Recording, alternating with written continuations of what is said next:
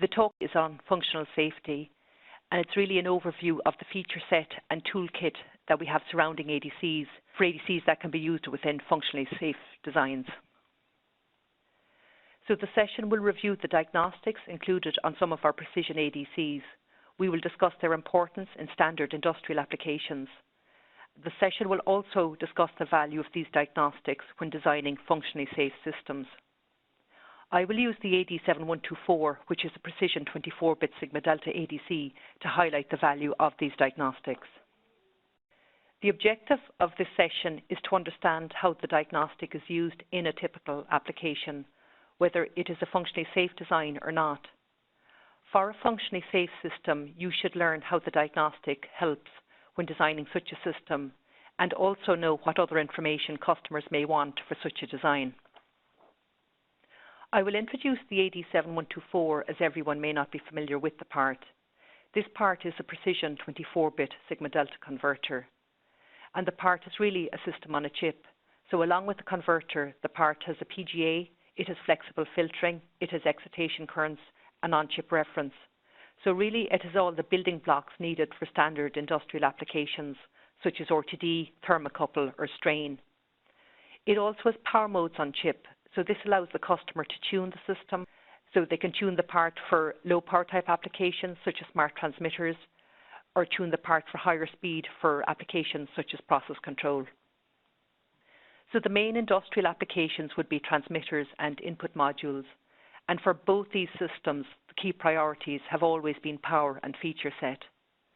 Analog devices precision sigma delta parts already integrate a lot of functionality, and this is something we actively did on the precision sigma delta converters.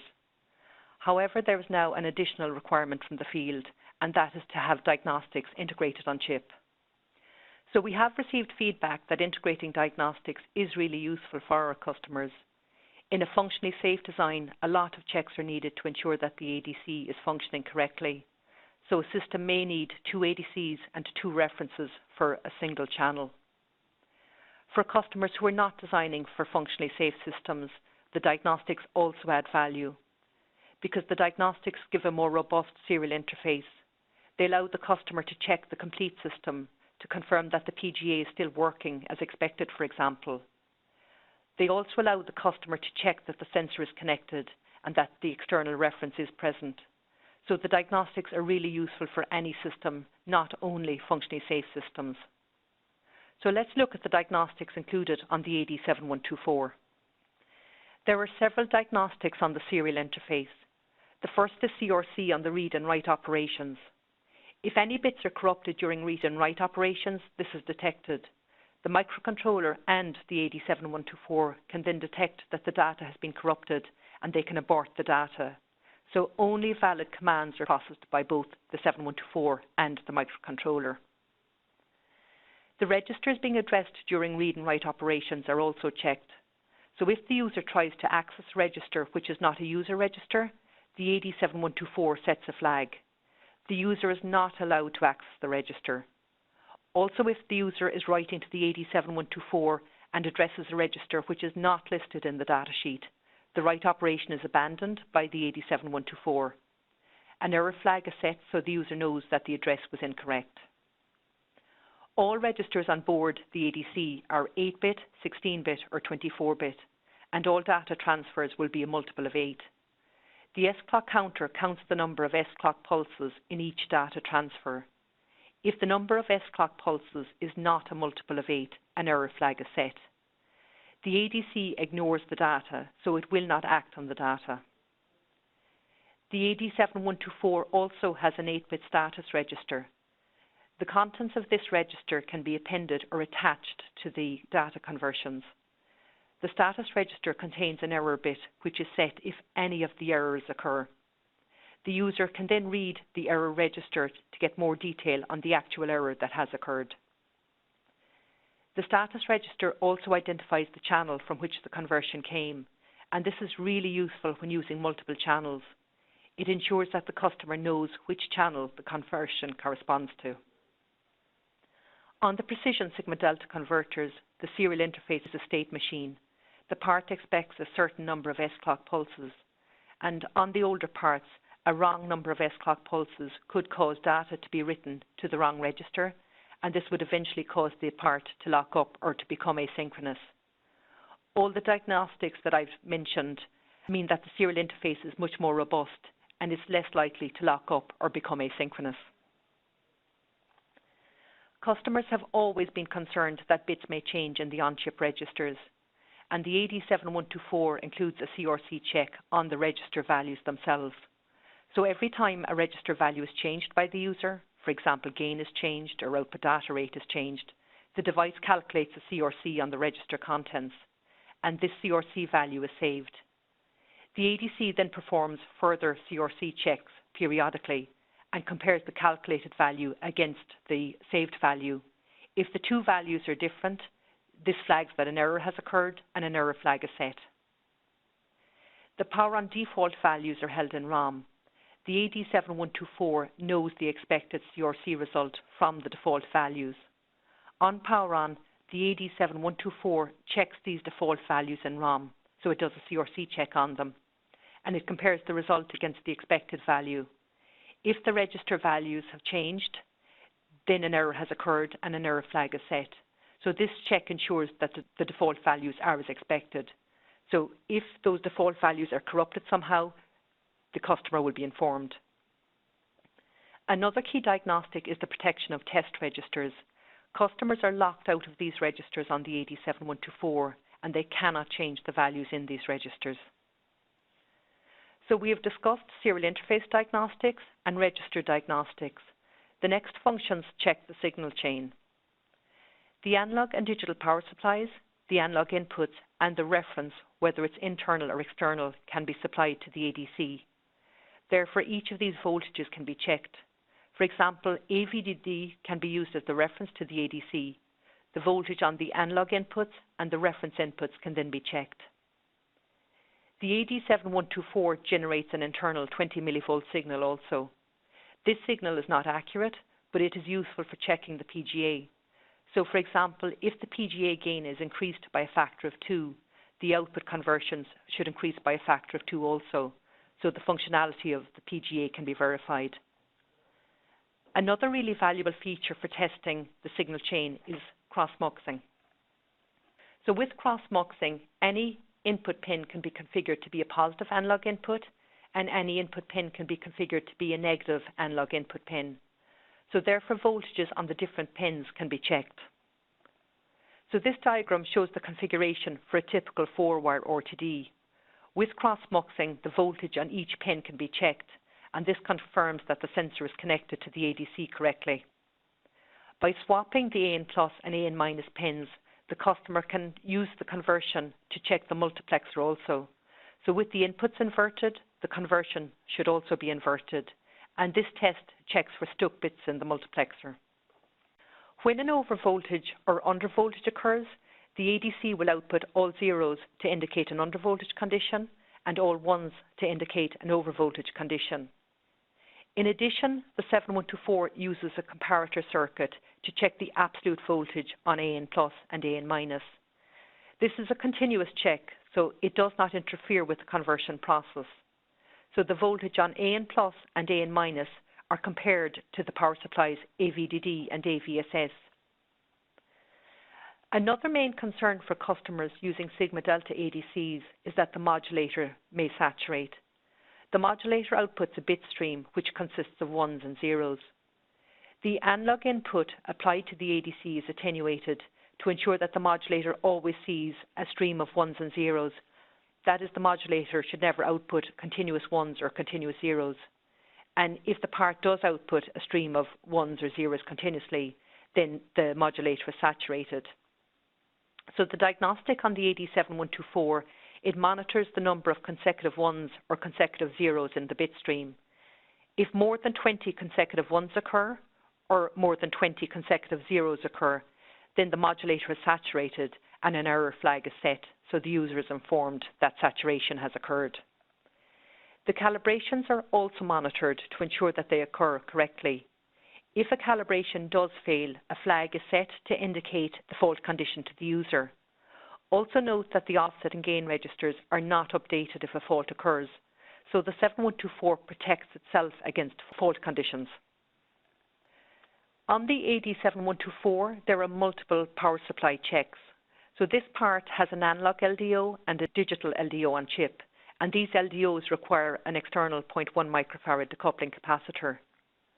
The voltage being generated by the LDO can be monitored continuously on the AD7124, and if that voltage drops below a defined threshold, a flag is set. This ADC also has the ability to check whether the decoupling capacitors are actually connected to the device. Now, this test does interrupt the conversion process. However, it's a really good test to include in the initialization routine. Again, if the capacitors are missing, a flag is set. Note that there's also a test option on the part, and this test option actually tests the circuitry that runs the capacitor check. The LDO voltages, along with the power supply voltages, can be applied to the ADC also, so they can be used as analog inputs. And this allows the customer to monitor the external power supply voltages and the LDO voltages as well. Finally, the AD7124 has power on reset included on chip. So on power on or after a reset, the power on reset flag is set to indicate that the registers have been set to their default values. Also, if the power supply is reduced for some reason, such as a brownout, a reset is also triggered, and again the flag will indicate this. Another key requirement for customers is the ability to monitor the master clock. So the 7124 has an internal clock, and the internal clock can be used or an external clock can be used. With the master clock counter, an 8-bit register is incremented every 131 master clock cycles. So using an external timer, the frequency of the master clock can be calculated. The filter notch locations are determined by the master clock frequency. So if the master clock changes by 2%, for example, then a notch that is placed at 50 Hz using an ideal clock will now change by 1 Hz. So if the filter notch is being used to reject tones from a 50 Hz mains power supply, for example, the amount of rejection that you will get at 50 Hz has now been reduced because of the master clock change in frequency. Other features worth mentioning are the burnout currents. These are useful to detect open wires or missing sensors. The external reference detect monitors the reference pins, so it will check whether an external reference is applied to the ADC or not, and if that reference is missing, an error flag is set. Finally, I want to mention Esd and Package. The 7124 has an Esd rating of 4 kilovolts, so it's much better than our previous designs. Also, the part is housed in a 5x5 LFCSP package, and this package is required by customers for intrinsically safe designs. So ADI has a functional safety expert, and he has reviewed the diagnostics that we have included on the AD7124.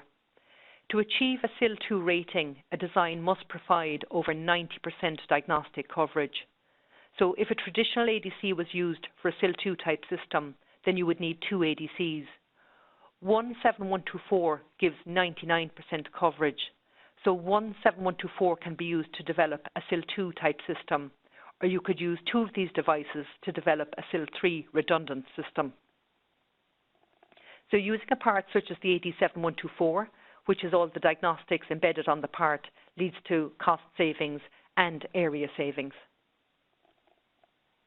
So I now want to look at 3 typical applications where a part like the AD7124 is used and highlight the benefits of the diagnostics in these systems. So the first diagram shows a 3-wire RTD. So I have highlighted the features needed for this type of application, like excitation currents, for example, and reference buffers. But in terms of diagnostics, the things to note are, for this type system, an external reference is used. So the reference detect is useful to detect the presence of the reference. The burnout currents are useful to detect whether the sensor is present. So if the sensor is missing, then the external reference will also be absent, as the excitation current flows through the RTD and then flows through a reference resistor. So to test for the presence of the sensor, the integrated 2.5 volt reference on board the 7124 could be used as part of the test. Using the cross mux, the absolute voltage on each pin can be checked. The excitation currents on the 7124, they need some headroom, so the voltage on the excitation pin cannot be as high as AVDD, because this would cause the excitation current to be lower than desired. So using the cross-muxing, the voltage on the excitation pin can be checked. All the internal blocks, such as the PGA, the crossmux, they can be checked using the diagnostics that I have described earlier. So this next slide shows a typical thermocouple. A thermocouple may be grounded or it may be floating. So using the crossmuxing, the exact voltage on the AN plus and AN minus pins of the thermocouple can be measured.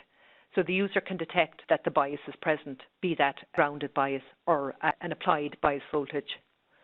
The burnout currents can also be used to detect whether the thermocouple is connected or whether there is an open wire. For the thermocouple measurement, an absolute reference is used. So you could use the onboard 2.5 volt reference. If that onboard 2.5 volt reference is used, its voltage can be checked by using AVDD as the reference for a conversion and selecting the internal reference as the analog input to the ADC. For the cold junction, I have used a thermistor.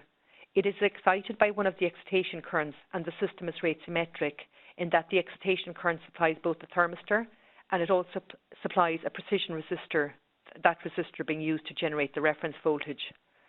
So the diagnostics that I mentioned for the RTD application are also relevant here for this type of cold junction. So things like open wire detection, checking the headroom of the excitation current, checking for the presence of the external reference, all those diagnostics are useful again. The final application that I'm going to review is strain. So strain could be flow, it could be pressure, it could be weight. For these type applications, the sensor is excited by a voltage or a current, and in my diagram, I've excited the sensor by an external voltage. This excitation voltage is also used as the reference to the ADC, so the reference detect function is useful here. Also, the burnout currents can detect for open wires. As I stated previously, if the external reference is missing, then AVDD or the internal reference can be used as the ADC reference for the diagnostics. So this allows the customer to identify the location of the fault. Temperature compensation is performed on the sensor. So for sensors like pressure, you always need to do temperature compensation. I have used a thermistor to monitor the temperature in my application. So again, because it's a thermistor, checks on the excitation current, on the external reference, and it checks to ensure that there are no open wires are all useful checks again. For all the applications that I've shown, the ADC checks such as the serial interface diagnostics, the signal chain diagnostics, the master clock checks do lead to a more robust design. So even if the system has not been designed for functional safety, the diagnostics do add value to the design, as the user can easily check the connections and check that the ADC is functioning correctly. One other thing to highlight is the per channel configuration. So on the AD7124, the part is multi-channel. Also, the part allows different setups. So it allows the different channels to have different configurations or setups. So for example, channel 1 could have a gain of 1 and channel 2 could have a gain of 8. The 7124, it allows 8 different setups, and each setup is made up of a configuration register, a filter register, an output register, and a gain register. Also, the part allows 16 channels.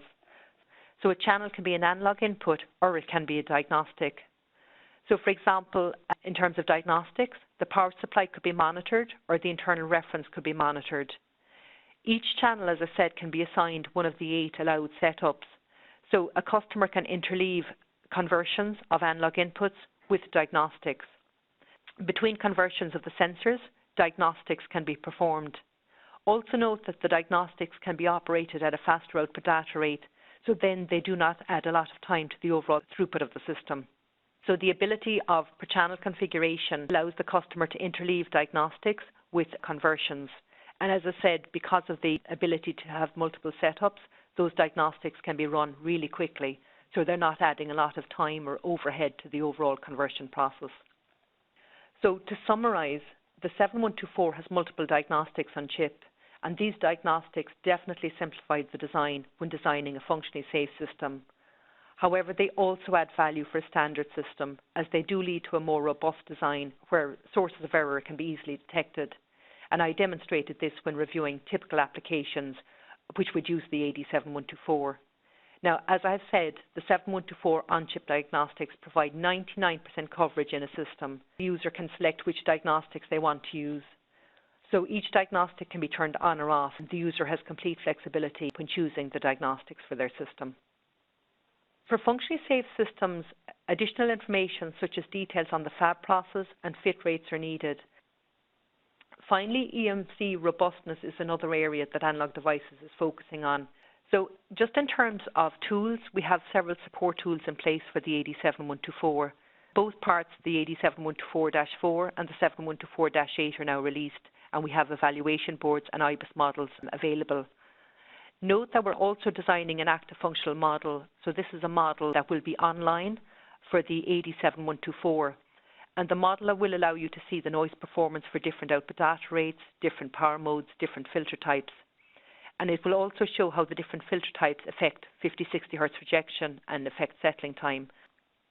We have also completed several CFTLs which are now available online, and these give detailed information on designing 3- and 4-wire RTDs, designing thermocouple systems, so they give guidance on selecting the currents, selecting gains.